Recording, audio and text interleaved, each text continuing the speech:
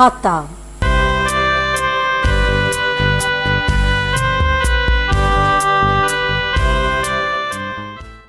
লিখিতে শিখিয়া অবধি উমা বিষম উপদ্রব আরম্ভ করিয়াছে।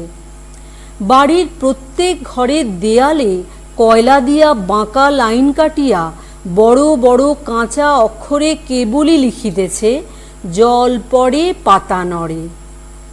তাহার বউ ঠাকুরানীর বালিশের নিচে হরিদাসের গুপ্ত কথা ছিল, সেটা সন্ধান করিয়া বাহির করিয়া তাহার পাতায় পাতায় পেন্সিল দিয়া লিখিয়াছে, কালো জল লাল ফুল। বাড়ির সর্বদা ব্যবহার্য নূতন পঞ্জিকা হইতে অধিকাংশ তিথি নক্ষত্র খুব বড় বড় অক্ষরে এক প্রকার লুপ্ত করিয়া দিয়াছে। বাবার দৈনিক হিসাবের খাতায় জমা খরচের মাঝখানে লিখিয়া রাখিয়াছে, লেখাপড়া করে যেই গাড়ি ঘোড়া চড়ে সেই। এ প্রকার সাহিত্য চর্চায় এ পর্যন্ত সে কোনো প্রকার বাধা পায় নাই। অবশেষে একদিন একটা গুরুতর দুর্ঘটনা ঘটিল। উমার দাদা গোবিন্দলাল দেখিতে অত্যন্ত নিরীহ, কিন্তু সে খবরের কাগজে সর্বদাই লিখিয়া থাকে। তাহার কথাবার্তা শুনিলে তাহার আত্মীয় স্বজন কিংবা তাহার পরিচিত প্রতিবেশীরা কেহ তাহাকে চিন্তাশীল বলিয়া কখনো সন্দেহ করে না, এবং বাস্তবিকও সে যে কোনো বিষয়ে কখনো চিন্তা করে এমন অপবাদ তাহাকে দেওয়া যায় না। কিন্তু সে লেখে, এবং বাংলার অধিকাংশ পাঠকের সঙ্গে তার মতের সম্পূর্ণ ঐক্য হয়। শরীরতত্ত্ব সম্বন্ধে ইউরোপীয় বৈজ্ঞানিক মণ্ডলীর মধ্যে কতকগুলি গুরুতর ভ্রম প্রচলিত আছে।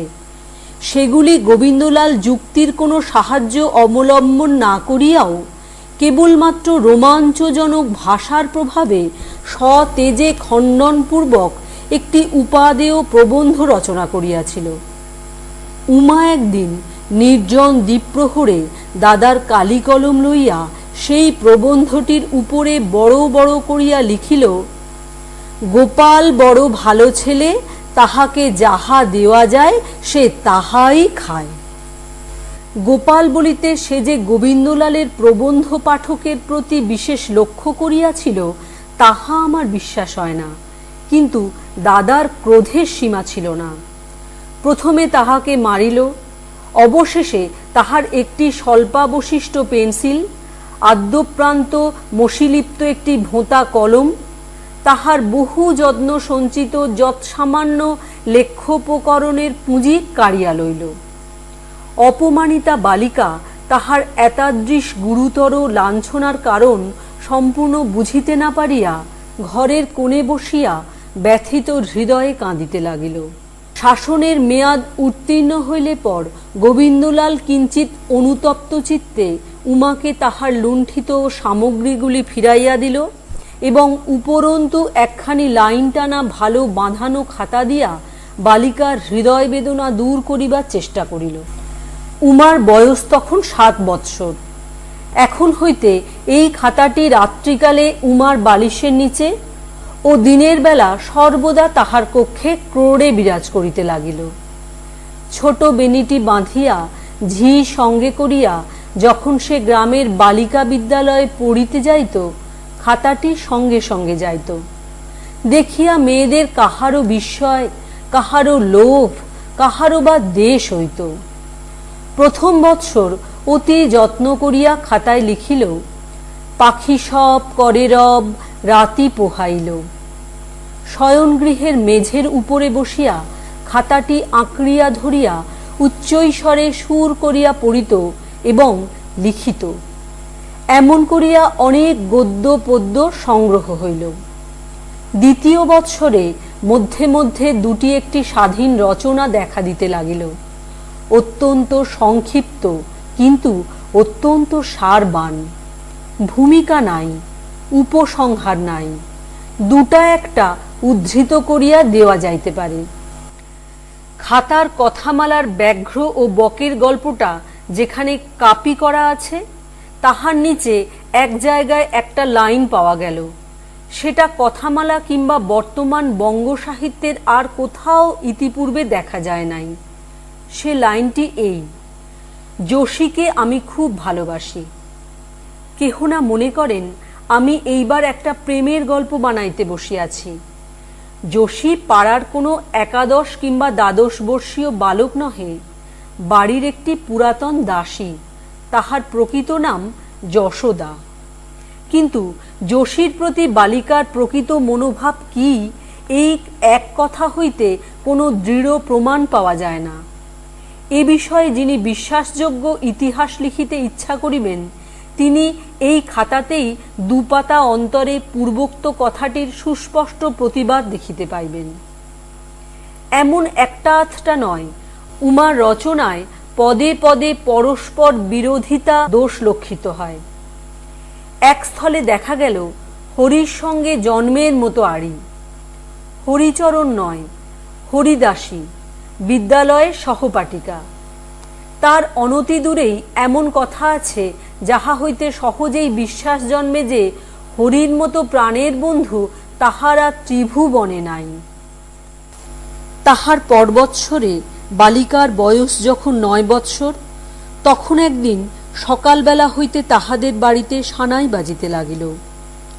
উমার বিবাহ। বরটির নাম প্যারীমোহন, গোবিন্দলালের সহযোগী লেখক। বয়স যদিও অধিক নয় এবং লেখাপড়া কিঞ্চিত শেখা আছে, তথাপি নব্যভাব তার মনে কিছুমাত্র প্রবেশ করিতে পারে নাই। এই জন্য পাড়ার লোকেরা তাহাকে ধন্য ধন্য করিত এবং গোবিন্দলাল তাহার অনুকরণ করিতে চেষ্টা করিত, কিন্তু সম্পূর্ণ কৃতকার্য হইতে পারে নাই। উমা বেনারসি শাড়ি পরিয়া, ঘোমটায় ক্ষুদ্র মুখখানি আবৃত করিয়া কাঁদিতে কাঁদিতে শ্বশুর বাড়ি গেল। মা বলিয়া দিলেন, বাছা, শাশুড়ির কথা মানিয়া চলিস, ঘরকন্যার কাজ করিস, লেখাপড়া লইয়া থাকিস নে। গোবিন্দলাল বলিয়া দিলেন, দেখিস সেখানে দেয়ালে আঁচড় কাটিয়া বেড়াস নে, সে তেমন বাড়ি নয়। আর প্যারীমোহনের কোনো লেখার উপরে খবরদার কলম চালাস নে। বালিকার হৃৎকম্প উপস্থিত হইল। তখন বুঝিতে পারিল সে যেখানে যাইতেছে সেখানে কেহ তাহাকে মার্জনা করিবে না, এবং তাহারা কাহাকে দোষ বলে, অপরাধ বলে, ত্রুটি বলে, তাহা অনেক ভর্ৎসনার পর অনেক দিনে শিখিয়া লইতে হইবে। সেদিন সকালেও সানাই বাজিতেছিল, কিন্তু সেই ঘোমটা এবং বেনারসি শাড়ি এবং অলঙ্কারে মণ্ডিত ক্ষুদ্র বালিকার কম্পিত হৃদয়টুকুর মধ্যে কি হইতেছিল তাহা ভালো করিয়া বোঝে এমন একজনও সেই লোকারণ্যের মধ্যে ছিল কিনা সন্দেহ। যোশীও উমার সঙ্গে গেল।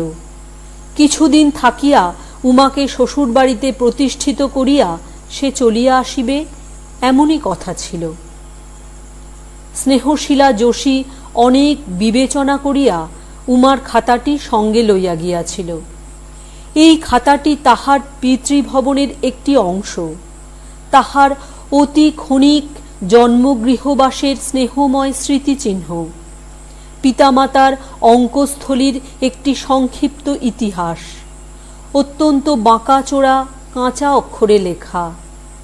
তাহার এই অকাল গৃহিণীপনার মধ্যে বালিকা স্বভাবরোচক একটুখানি স্নেহমধুর স্বাধীনতার আস্বাদ। শ্বশুরবাড়ি গিয়া প্রথমে কিছুদিন সে কিছুই লেখে নাই, সময়ও পায় নাই।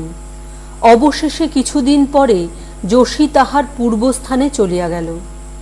সেদিন উমা দুপুরবেলা শয়নগৃহে দ্বার রুদ্ধ করিয়া টিনের বাক্স হইতে খাতাটি বাহির করিয়া কাঁদিতে কাঁদিতে লিখিল, যোশী বাড়ি চলে গেছে, আমিও মার কাছে যাব।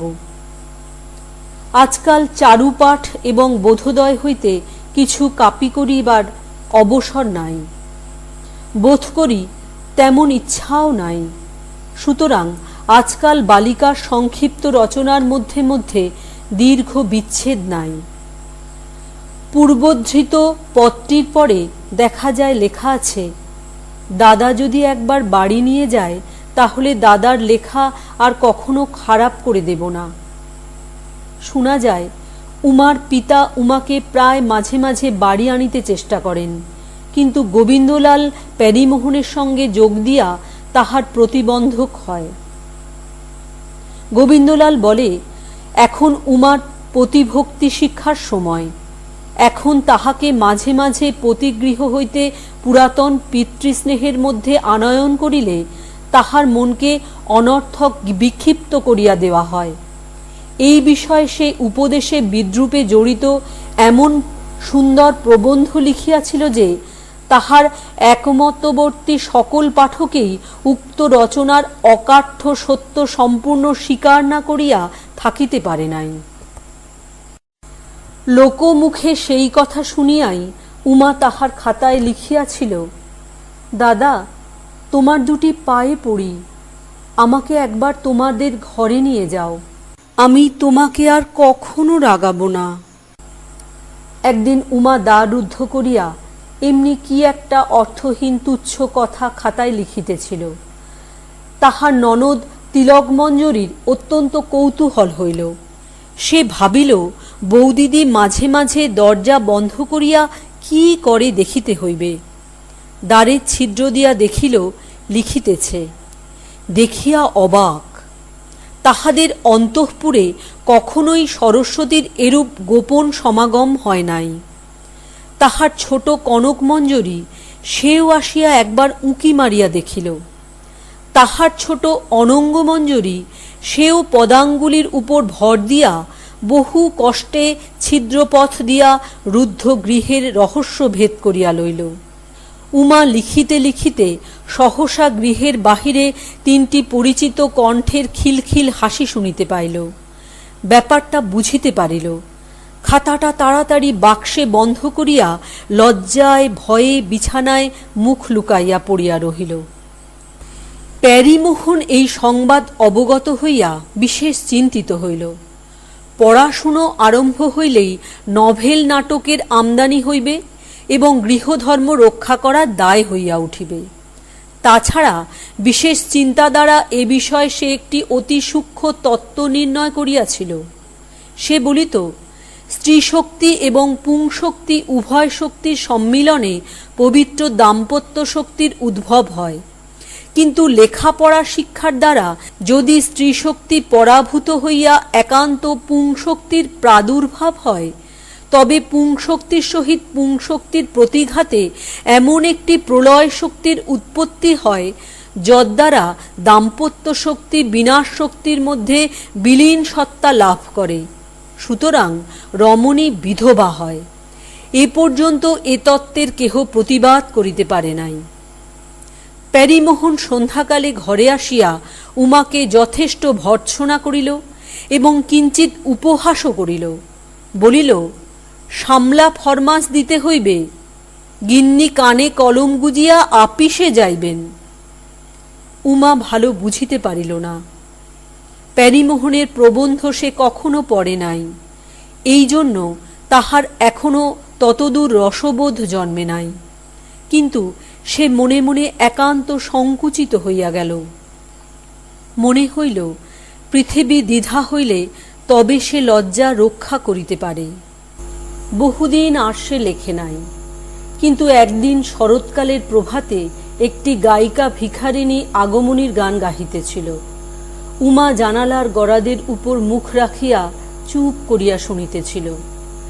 একে শরৎকালের রৌদ্রে ছেলেবেলাকার সকল কথা মনে পড়ে, তাহার উপরে আগমনীর গান শুনিয়া সে আর থাকিতে পারিল না।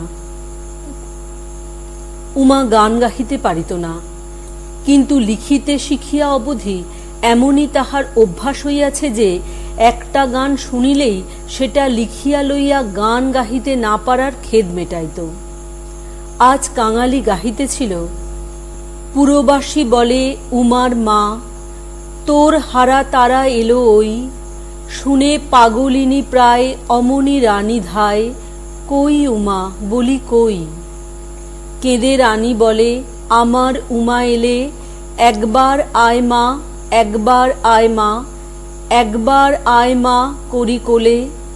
অমনি দুবাহু পসারি মায়ের গলা ধরি, অভিমানে কাঁদি রানীরে বলে, কই মেয়ে বলে আনতে গিয়েছিলে।